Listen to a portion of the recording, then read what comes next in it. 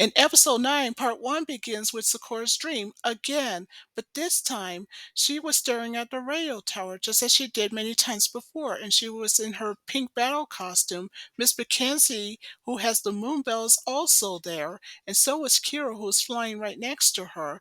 But there was someone else there too. But we'll get back to that later. So back with Sakura, who saw in a dream that there was someone else there. Someone else also had gold eyes. But wait, that's not all. Someone else has wings on his back. But who was it? So anyway, long story short, back to the present. In Sakura's upstairs room of the Avalon residence, when Sakura heard her alarm going off, but instead of grabbing the alarm clock, she grabs the doll.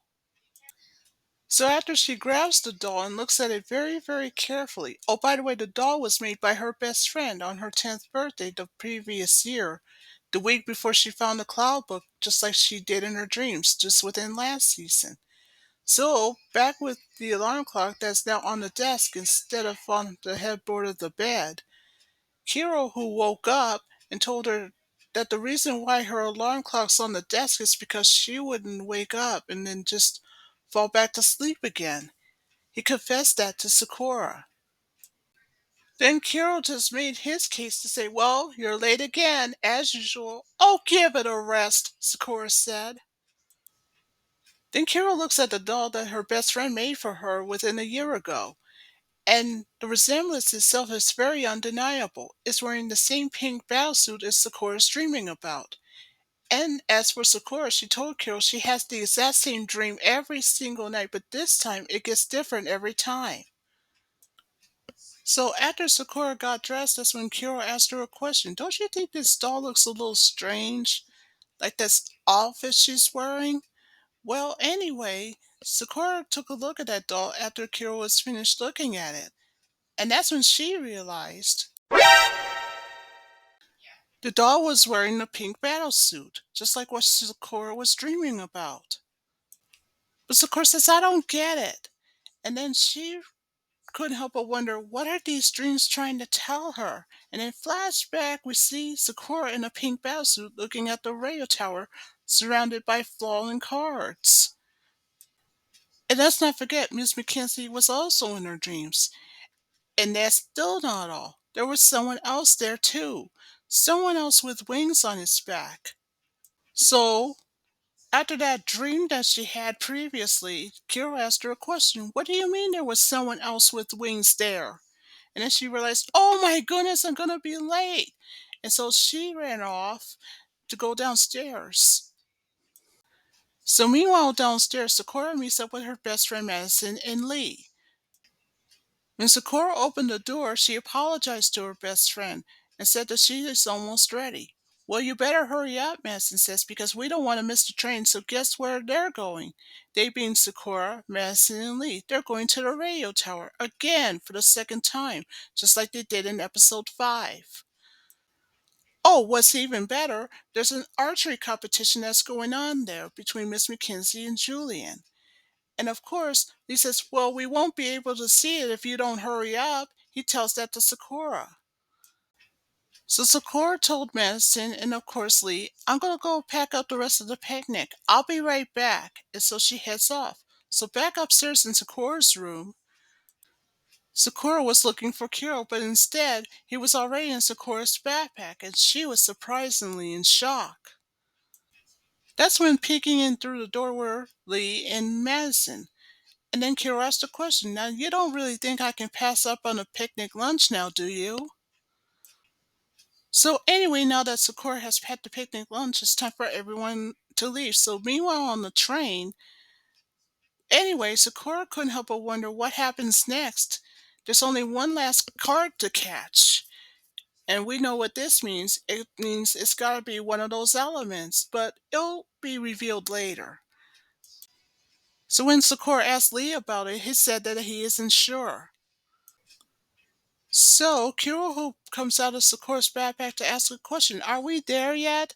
Kiro, Sakura says, now we've told you many times you can't just show up like this. People will see you. Don't worry, Madison says. We're almost there anyway. And then Sakura says, "You made a deal with me to stay hidden until we got there, and we weren't even there yet. Besides, I know the routine, thank you very much, and the rules as well," Kiro said. "And by the way," Kiro says, "since that last card's going to be showing up anyway, you're going to need me for it," he said. So, remember the first train ride back in episode 5? Well, Sakura and Madison just saw the radio tower for the second time. And of course, Sakura was staring at it. So, you know what this means. Good news, they're almost there. And that's when Sakura had a flashback. Remember back in episode 5? Sakura was at the radio tower when she caught the dream card, and without even noticing it, it was there. And it was also at that time that was right before Maylin left to go back to Hong Kong when she was visiting her sick grandmother back in episode 8. Now remember back in episode 5, what Sakura didn't realize is by the time she entered the base of the tower, she stepped on something that is more unusual. What she didn't realize is that she just stepped on a dream card swarm, which is a butterfly. And then before you know it, she started having dreams again of herself in a pink battle costume, Miss McKenzie with a moon belt, and she's wearing a short pink dress. And then before you know it, she saw herself projecting herself to say, "You can do it. Just trust yourself." So long story short, when by the time that Sakura woke up, that's when she didn't notice that what was under her foot all along. Lee noticed it, and so did Kero. So Kero told her to hurry up and steal the dream card. And that's what she should have realized that what she's stepping on the moment she entered the tower. So guess what? She did what Carol said to do and sealed the dream card. But just like that, she couldn't help but wonder what was that dream card trying to tell her? Is it a premonition on things to come? Is something coming up for her? She's not sure. Also in episode 5, that's why Sakura blamed herself for having to ruin that first trip to the radio tower because she didn't notice that dream card and she should have sealed it sooner. So back to the present! After having that flashback, that's when Sakura's best friend Madison, who was concerned, and then asked the question, "Are you okay?" Well, Sakura apologized to her best friend and Lee for drifting off so much because she just couldn't help but wonder what is that dream card trying to tell her and what did those dreams mean. And then Kero had that thought that the last card is somewhere around the area.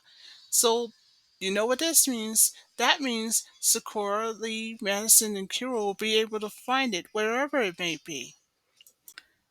So back with Lee, Sakura, and Madison now that they got off the train, and let's not forget Kero, he's there too. Sakura wanted to carry their picnic lunch, but Lee says, "I got it, don't worry about it."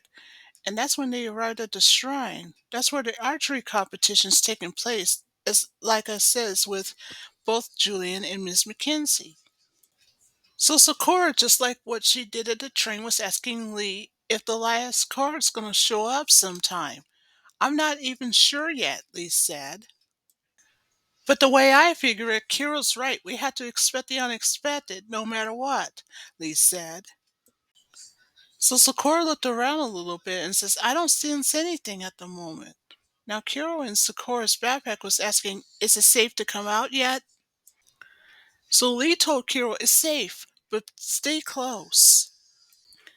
So when Kiro comes out of Sakura's backpack, he too looks around a little bit, and just like what Sakura did, he too didn't sense a thing, at least not yet. So long story short, while the archery competition's going on and it's already started, according to Sakura, the person that she said hello to was her brother's best friend, Julian, who was there. So after Sakura said hello to Julian, so you know what this means, Julian's on his way to compete. And so that's what he did. He sets up his bow and arrow. And watching him were Sakura, Lee, Madison, and Kero. And they were watching the competition go down very carefully. And so far, everything was going well. So after Julian hits a bullseye, not bad, everybody clapped and cheered. And of course, Madison gets it on her video camera just like usual. So good news, Julian has made it to the finals. And then it's Miss McKenzie's turn. And when Madison and Sakura has seen that their teacher has about to compete just as Julian did, they were surprised. So after Miss McKenzie took her turn and had hit a bullseye just like what Julian did, Sakura had a thought that whoever's at the tournament knows about the cards as well as she and Lee did. So Miss McKenzie also made it to the finals just like what Julian did. So back with Kero, who was still in Sakura's backpack, he looked around to find out where Miss McKenzie and Julian went, and that's when he saw them. So back with Layla, McKenzie, and Julian, they wish each other luck. And so becomes the moment of truth of who will win the archery competition, Julian or Layla. So Julian went to take the shot first, and he hit a bullseye. Then it's Miss Mackenzie's turn, and she too take a shot. So both of them have a bullseye apiece. So Julian takes his turn next, and then Miss Mackenzie, and then so on, and so on, and so on. Still watching them were Sakura, Madison, Lee, and of course Kero. So, long story short, after Lee has pleaded his case to Madison that archery takes concentration, and he's not kidding, next up to take a shot is Miss Mackenzie. Back with Kero, he suspected that somehow he's not so sure that Miss Mackenzie must be UA somehow. So finally, when it's Miss Mackenzie's turn to take her shot, but after the name of UA, she was distracted and then she misses. So we know what this means. Julian won the competition. And of course, Sakura, Madison, and of course, Lee applauded for Julian's good work on winning the competition that day.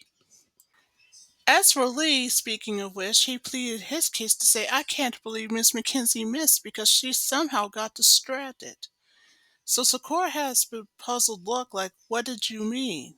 So back with Miss Mackenzie, who shook hands with Julian to say congratulations on winning the competition, he thanked her.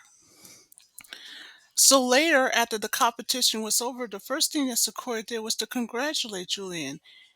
And Julian and Sakura were not alone because with them were Madison, Lee, and Kero. Oh, by the way, Sakura's not aware that Kero's missing. That was after Sakura was thanked by Julian for the compliment. And then she apologized because she forgot to put out the plastic cups, and as soon as she opened the backpack, Kero was missing. So when she accidentally let slip to Julian that Kero's been missing, Julian asked a question, what do you mean he's missing? Then Sakura panicked and hesitated, and then told Julian, well, maybe I must have dropped him by accident or something. To make Sakura feel better, that's when Julian says, oh, don't worry, I'll get you a new stuffed animal as long as we're here. Oh, back with Kero, you're probably wondering, why was he missing? Well, he wanted to see Miss Mackenzie for himself, and so that's what he did. But he didn't tell Sakura that. So speaking of which, when Miss Mackenzie sensed that Kero was coming towards her, she says, don't be afraid. Why don't you join me? And so he did. So finally, Kero and Miss Mackenzie had met face to face with each other.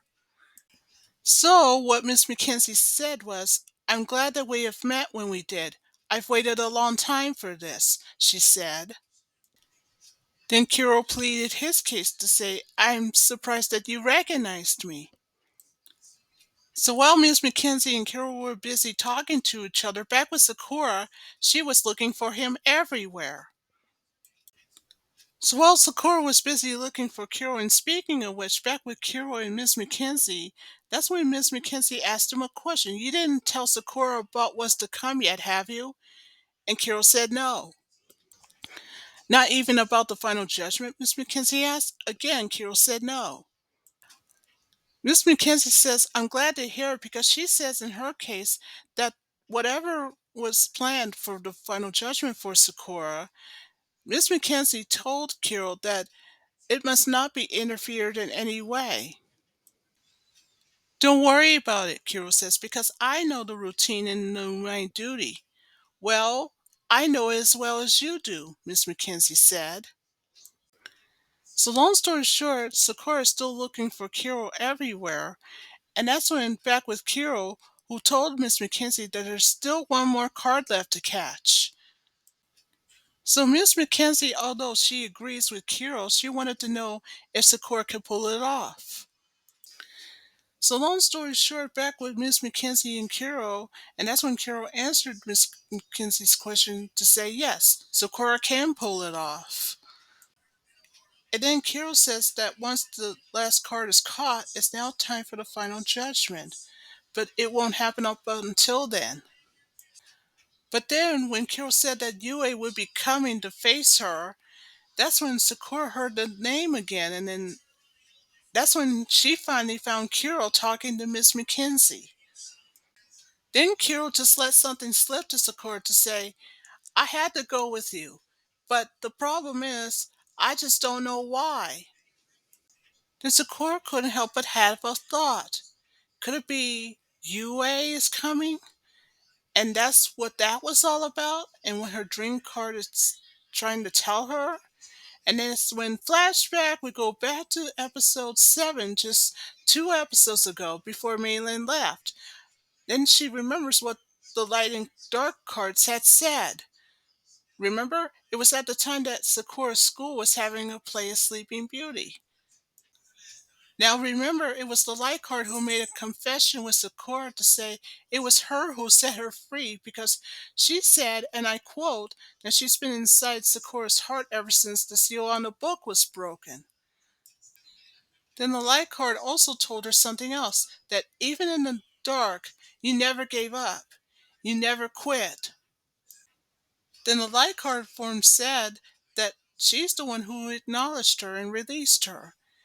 And of course, that's when the dark card's form appeared and confessed that it was the other half that had resided in her.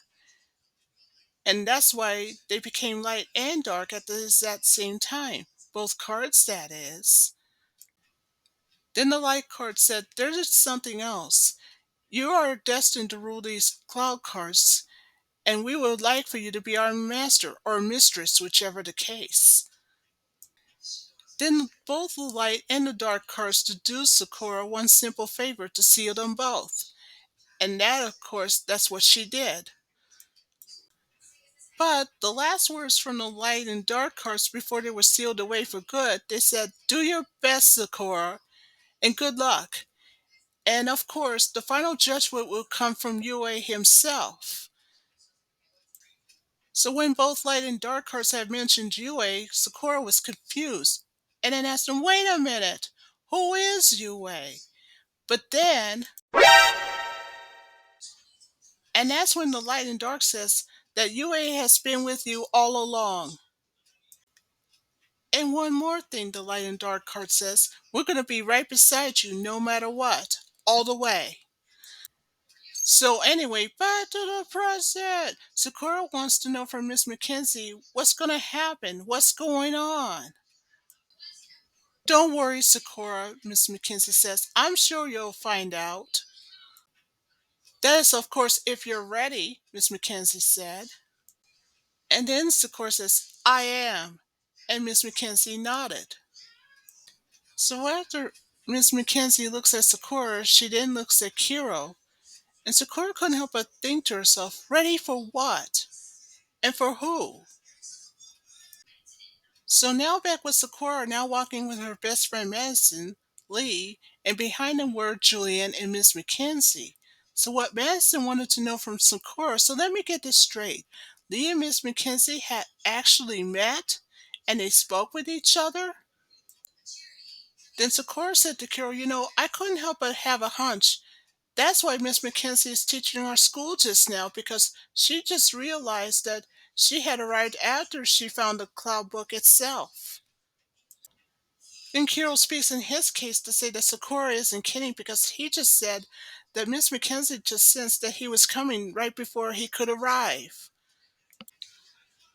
Then Lee has his hunch to suspect that maybe Miss McKenzie has magical powers, and that's the reason why that she couldn't be trusted in any way. So then he tells Sakura that she shouldn't trust her either because he has no idea what her intentions is, at least not yet. Then Sakura looked over her shoulder at Miss McKenzie and Julian.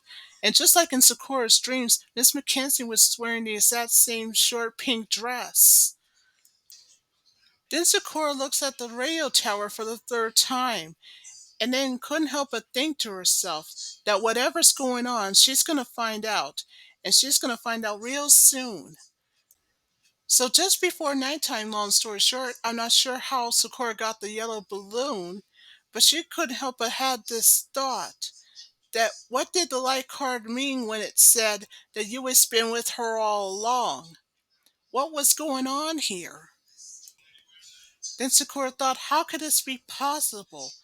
And then she looks at Kero that's asleep in her backpack at the moment, of course. And then all of a sudden, Sakura, Lee, and Kero felt a funny feeling. So you know what this means. There's a you know what, and I guess you could say it's heading their way. Now Kero, who agrees with Sakura that whatever that final card is, it's not that far away. And wouldn't you know it, Kero was soon proven right when a mysterious force of some kind has caused the tree to move. As for Sakura's best friend Madison, she felt something move, under her feet, of course, to coin a phrase. Now, whatever's going on underneath Madison, it caused her to collapse, and then this mysterious quake is about to threaten her. But luckily for Sakura, good news for her, she saves her best friend. So now that Madison is saved thanks to her best friend Sakura, and of course Lee was joining them on the way, he shouted, "Look out! It's coming this way!" So when Sakura looked at what was going on, she couldn't believe it. And that's when Kiro knew. It's the final element card, Earth. And that explains the mysterious attacks and what is going on just now moments ago. And as Sakura was watching it happen, she couldn't help but ask herself, will she be able to capture the Earth card? And what would happen if she does? And what if the final judgment does happen as her dream card has predicted? Will it really come true? Well, there's only one way to find out, but right now, that's the end of episode 9 in part 1.